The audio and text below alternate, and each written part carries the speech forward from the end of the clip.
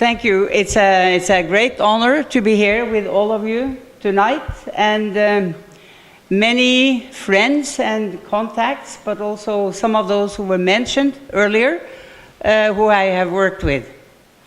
Of course, the Woods Hole Research Center is in itself a remarkable institution whose scientists have made many significant contributions to the knowledge base that is so critical for making informed decisions about protecting the environment we all share. The Huntington Prize, honoring the outstanding leadership of your Chairman Emeritus, recognizes leaders who see the interrelationships of global systems and think on a planetary scale. That's what I have seen in your background documents. Now, this has been an overarching theme of my career. Many people and ideas have shaped who I am, what I think, and what I have done.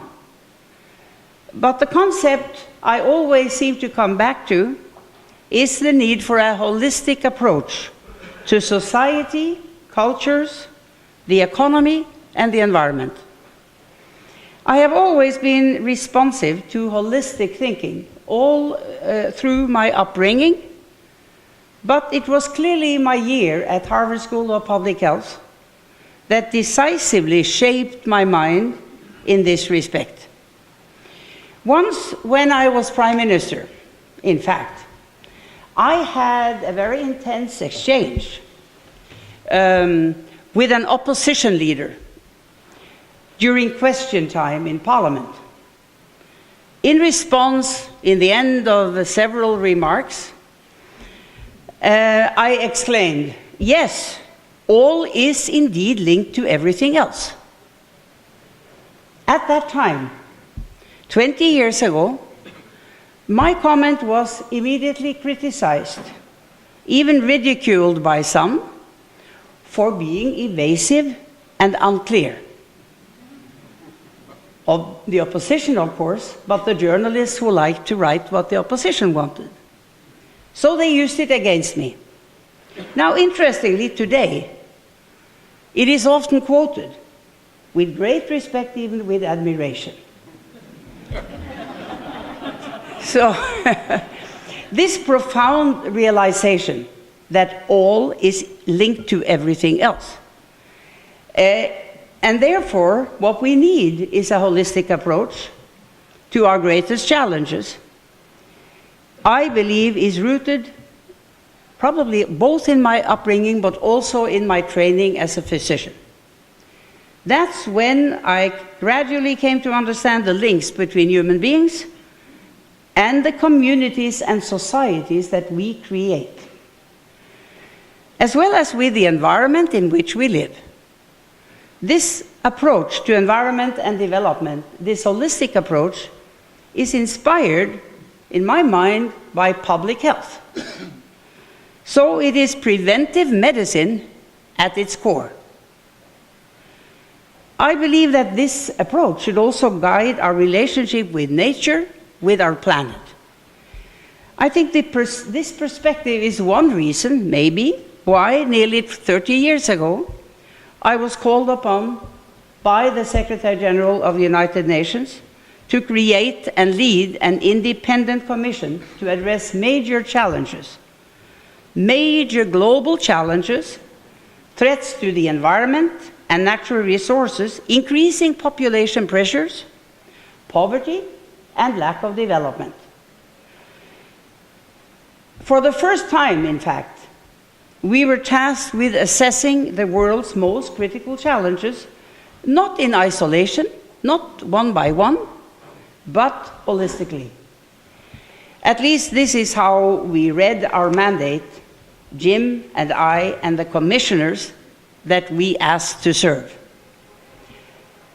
So I did take on this challenge side by side with Jim McNeil, who is over here, who was my clear choice as Secretary General of our World Commission on Environment and Development. and who is now an honorary director on the board of the Woods Hole Research Center. Jim made seminal contributions to our report and was indeed indispensable to the Commission's work. In the early 1980s, when the Commission was being formed, the risk of permanent damage to our environment was a relatively new idea. I'm sure some of you here will feel you already knew, but frankly, if you speak generally, the long-term consequences were not fully in any way acknowledged during those times. At that time, the issue of sustainability was seen by developing countries as a luxury, something for rich countries to care about and worry about, but which had no relevance to the poor and the so-called, at that time, underdeveloped world. Today, of course, this same cleavage is still with us, as global leaders are expected to find a path that is realistic, is just, and equitable. That's the only way to have 190 nations agree on something serious. The idea, however, that resources are unlimited and that our environment is not dangerously affected by our combined human activities should now be behind us, whether north and south, whether rich or poor. We now know.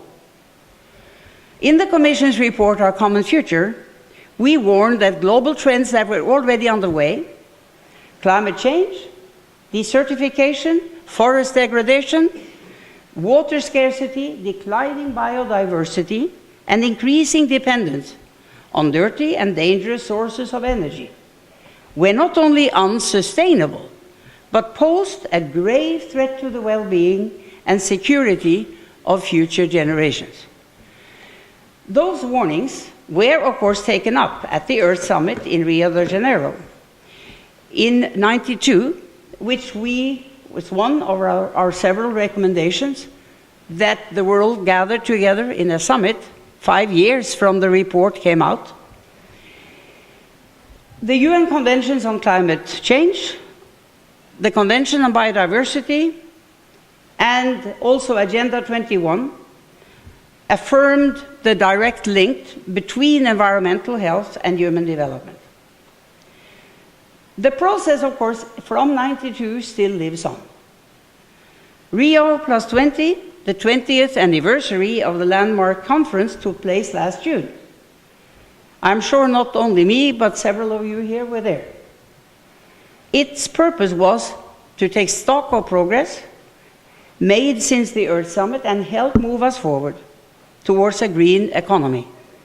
Now, that concept was tried to become something overarching. It didn't succeed, though, because the same cleavages about how you define it are still with us.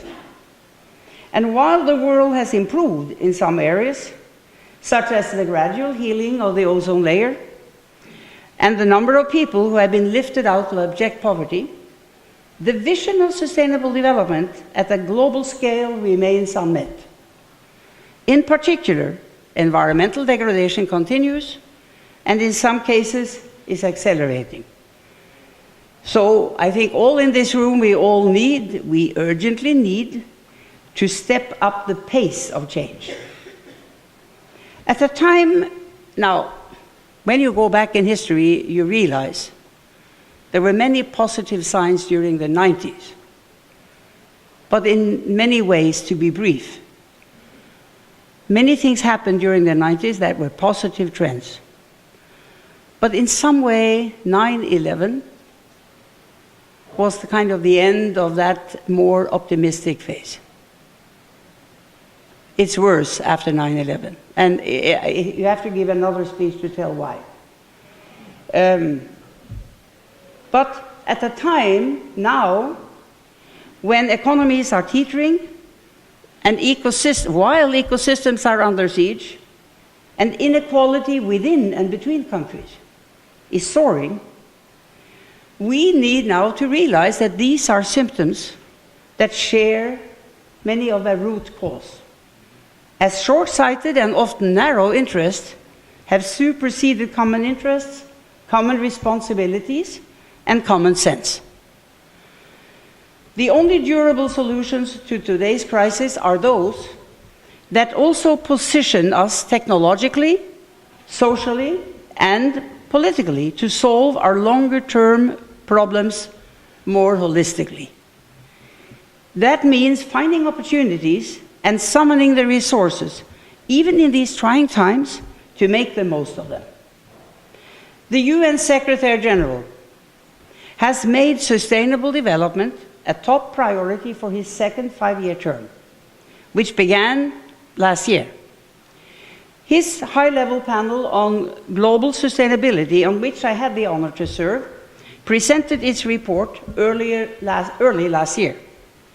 Now, we made clear that the current global development model is unsustainable. We can no longer assume that our collective actions will not trigger tipping points that, as environmental thresholds are breached, risking irreversible damage to both ecosystems and to human communities. So, third, we all need to recognize that the drivers of that challenge include unsustainable lifestyles, production and consumption patterns, and the impact of population growth. Now, as the global population grows from 7 billion to 9 billion by 2040, with the emergence of 3 billion new middle-class consumers over the next 20 years, the demand 20 years from now, the demand for resources will rise exponentially. By 2030, the world will need 50% more food, 45% more energy, and 30% more water. All at a time when environmental thresholds are throwing up new limits to supply. These thresholds are most clear for climate change, which affects all aspects of human and planetary health. We do continue to improve how we measure our lives and the consequences of our choices, but we have failed abysmally in setting the prices right. Here in the US, gasoline is practically the cheapest fluid that money can buy. The US should be taking the lead, and I remember my discussions with Ruckelshaus in the Commission. The poor guy was explaining to us that in the US, although what we were saying was right, it was plainly impossible. And now, this is 30 years ago now. And it's still as impossible. Now, so the US should be winning, should be taking this lead, but winning a seat in Congress seems too often to require that you declare war on science, on math, and on common sense.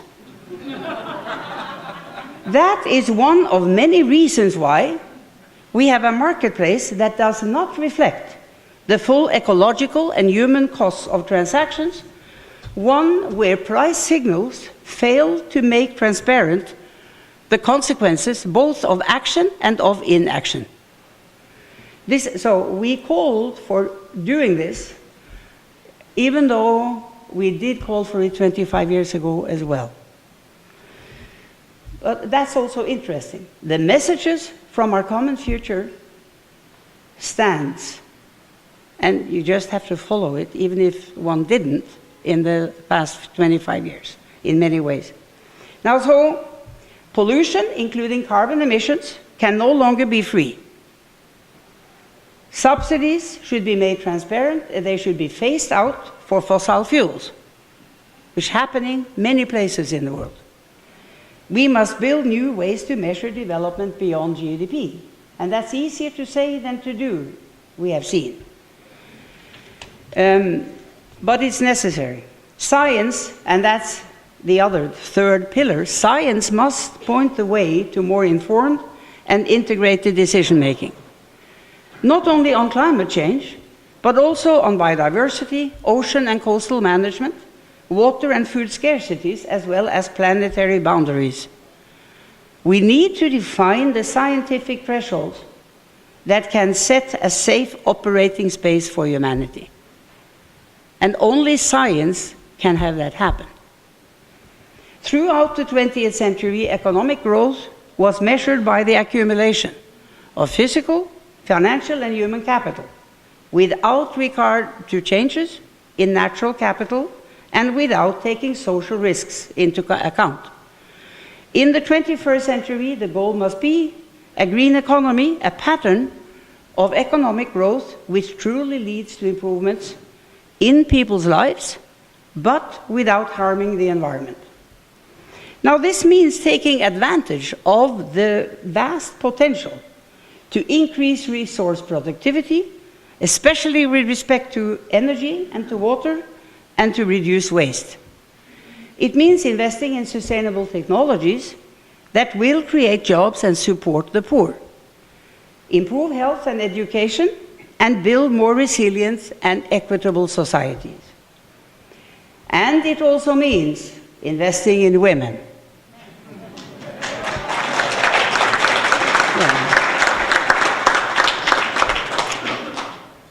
Well, I fought hard on that panel to convince this last panel, there's 23 people there, that this had to be said by this panel. The next increment of global, and we succeeded, but it was hard. The next increment of global growth could come from the full economic empowerment of women. Half of humankind's collective intelligence and capacity is a resource we can no longer afford to lose out on. We must now stop therefore, all discrimination against girls and women, by instead empowering women, we will unleash the largest untapped potential for sustainable development. This transformation to not only a green, but an inclusive economy will generate millions of new jobs and lift millions of people out of poverty. In Norway, it is clear that a policy of inclusiveness, investing in all of our people, combined with sound resource management policies, was the strategy that led to continuous and sustainable growth. Women are a vital force for growth, as I said. And countries and companies with higher levels of gender equality have faster growth and better performance. A recent analysis found that the very high participation of women in the workforce generates a larger part of Norway's GDP than the whole of the petroleum sector does. Too often, people I meet dismiss the economic performance of Norway as something that somehow came down from heaven with the petroleum resources. But think a little. Take a look at some other petroleum-rich countries. One quagmire after the other. Take a look at the countries that lock up their women behind shields, veils, and walls. So much poverty, opportunities lost, lives lived on the fringes in humiliation and frustration. Growing up with illiterate mothers, so hard to overcome for any child, is still what many societies offer new generations. Good governance and empowerment of women do go hand in hand. Because energy, women, and also energy. And let me link the energy to the women again. Energy fuels human progress and lies at the heart of every country's core interest. Not only Norway's, every country. From job creation to economic competitiveness, from providing cleaner air to empowering women. This is why the Secretary General has focused so strongly on sustainable energy for all. His initiative to help ensure universal access to modern energy services, to double the use of renewable energy, and to double the rate of improvement of energy efficiency globally by 2030. So I'm happy that the UN General Assembly recently declared 2014 to 2024 the decade of sustainable energy for all. This action underscored the importance of energy to sustainable development and the need for increased deployment of renewable energy and energy-efficient technologies. Simply put, development is not possible without energy, and sustainable development not possible without sustainable energy. 12 years ago, the United Nations Millennium Goals were set, but energy was not mentioned. In fact, that was an oversight, but I was in the process. It was hard enough to get agreement, I can tell you. But when you look at it, it really, but the most important thing when the Sustainable Development Goals that were identified to be pursued in Rio, it was a hard fight to even get them in there, but it's there. It's hard to follow them up now. But as important as creating a new goal for energy is to recognize that energy is important for all MDGs. When you look at all of them, none of them can be pursued without access to renewable or to responsible energy. So the Secretary General has said, energy is the golden thread that connects development, social inclusion, and environmental protection. So when you look at all people, rich and poor, energy means many things. The ability to read at night, to travel to a job, to keep life-saving vaccines refrigerated. In sub-Saharan Africa and South Asia, an estimated 200,000 health clinics lack electricity. I've seen several of those. And women give birth at night beneath dim, dirty, dangerous kerosene lamps. It is hard to believe that a decade into the 21st century, 3 billion people still use wood, dung and coal for cooking, heating, and more than 1 billion people have no access to electricity. So exposure to indoor air pollution, the smoke from these fires and lamps, is one of the world's biggest public health problems, causing more than 2 million deaths a year, premature ones, mostly of women and children. And that is three times as many as die from malaria. So in the global economy, while all this is still the situation, our appetite for fossil fuel is undiminished, even as the warning signs of a warming planet multiply. So we need to do much more, both at the local, national, and international level, to hasten the energy transition that is going on. And this requires investment. Limited public funds. Now we know more than I understood 25 years ago, that they are limited. They will continue to be limited compared to the needs. They should be used strategically to unlock greater private investment flows, share risks, and expand access to the building blocks of prosperity, including modern energy services. Every year, private companies invest about 5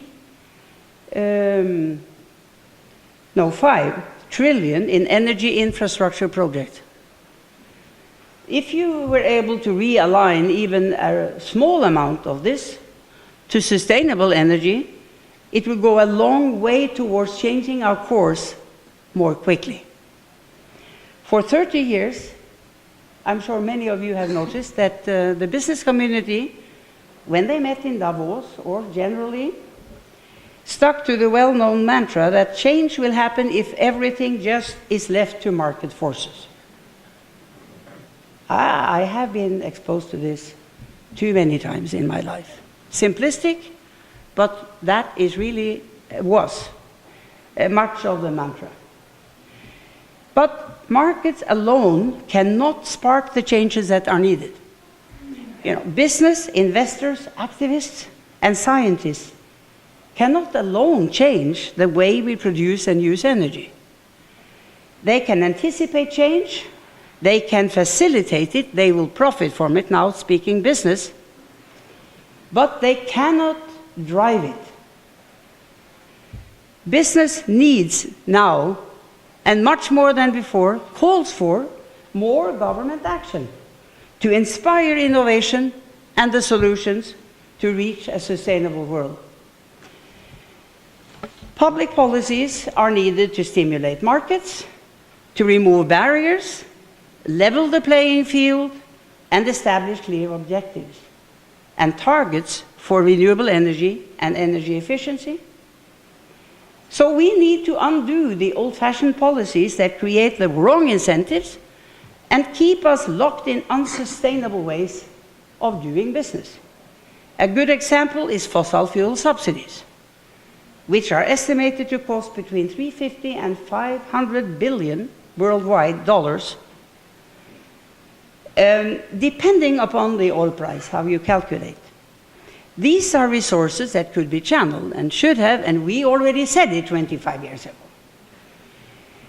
to clean, low-cost, sustainable energy technologies.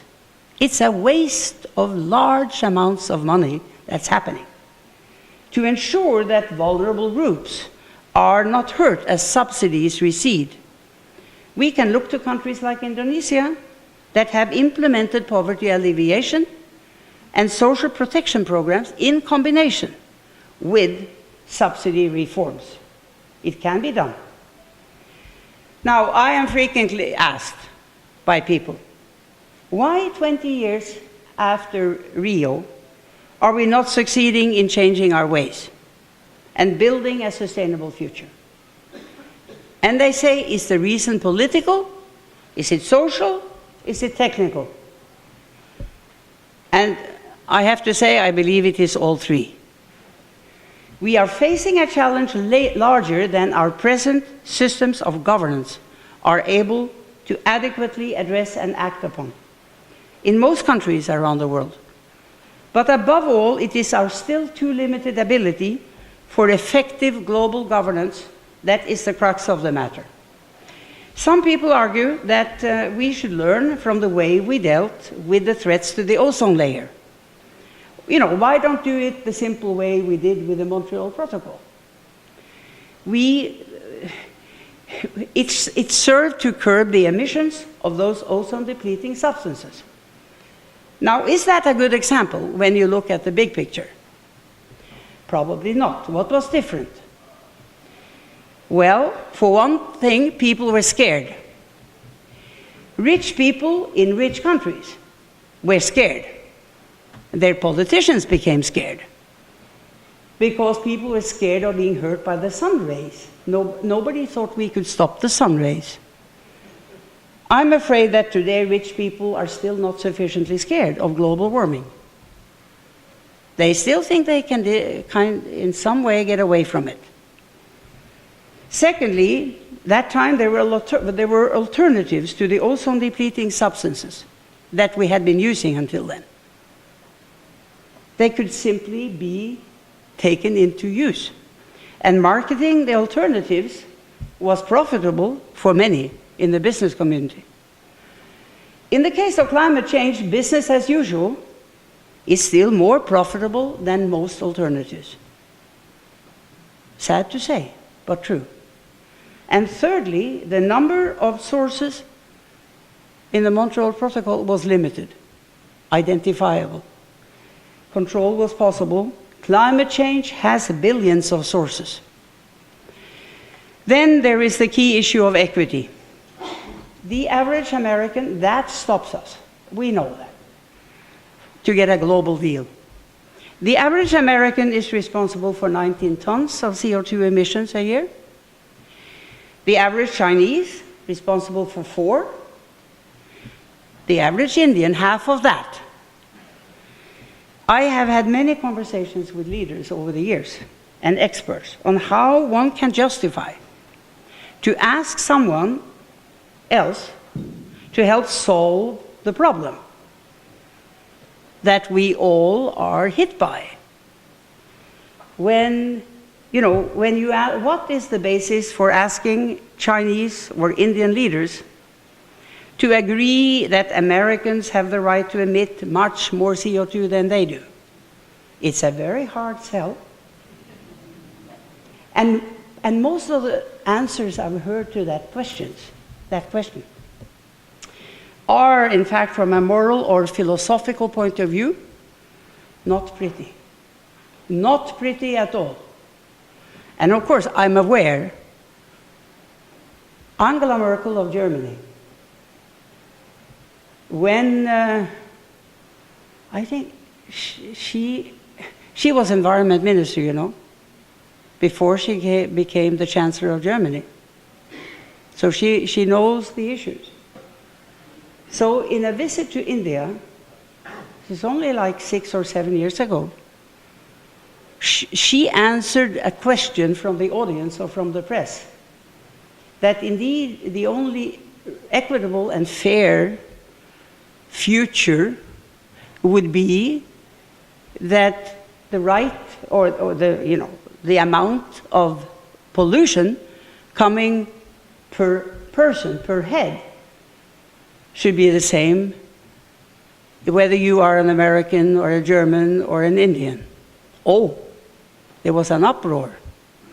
And it was afterwards, it was watered down elegantly, but I never forgot what she said, because I understand where her logical, scientific brain and her logical environmental minister brain made her say what she felt inside her, really, from her heart. But we are far away from that, as you know, because greenhouse gas emissions are closely linked to economic activity, to having a job, to being paid, and to be able to eat. Now, yes, we are confronted with an ineffective international set of institutions, because the countries of the world are not willing to do together what's necessary. Among living international institutions that we know today, in fact, only the European Union, and I say that although it is so badly criticized because of the difficulties they are now facing with the euro, with the crisis in many European countries, it still is the only institution that comes close to having the muscle to adopt and impose effective decisions, even when some countries oppose them inside the group. But let us assume now that European leaders reduce their emissions to 0.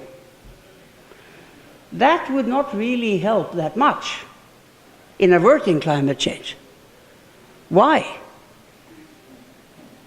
Because it's a small, very small part of the total global output of emissions, and getting smaller every year as the others increase and as the Europeans have improved theirs.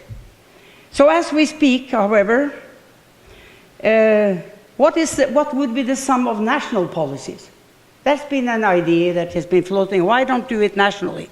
We can declare, like people said after Copenhagen, we can each declare the policies we are willing to do, because we couldn't agree. So we declare and we look at each other.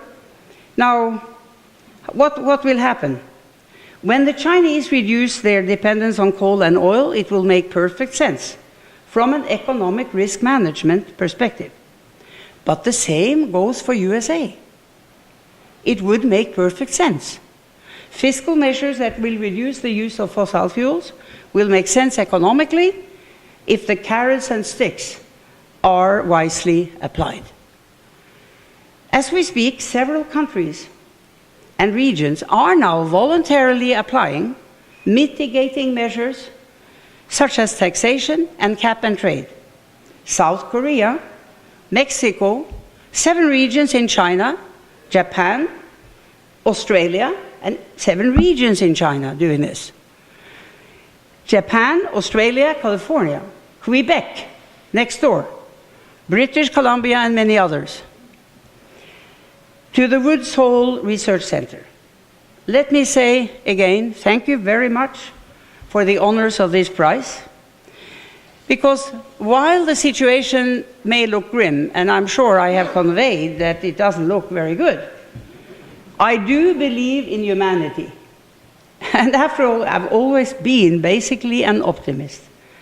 And also in the middle of all of that, I've always believed that, after all, in America, I'm here in America, and I can tell you, I've always thought that Americans will follow and ultimately lead. You know the famous quotation of Winston Churchill, who said, and I quote, "Americans can always be counted on to do the right thing after they have exhausted all other possibilities." So I believe we are now at that point. So all of us, young and old, I mean, this is the challenge to America, but I still believe,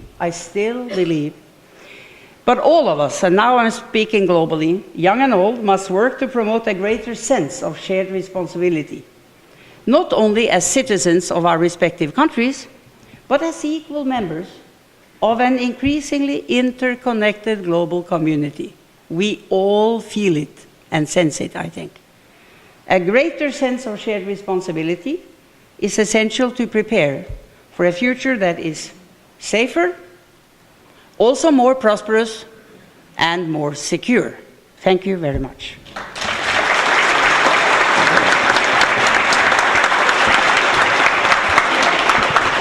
Thank you.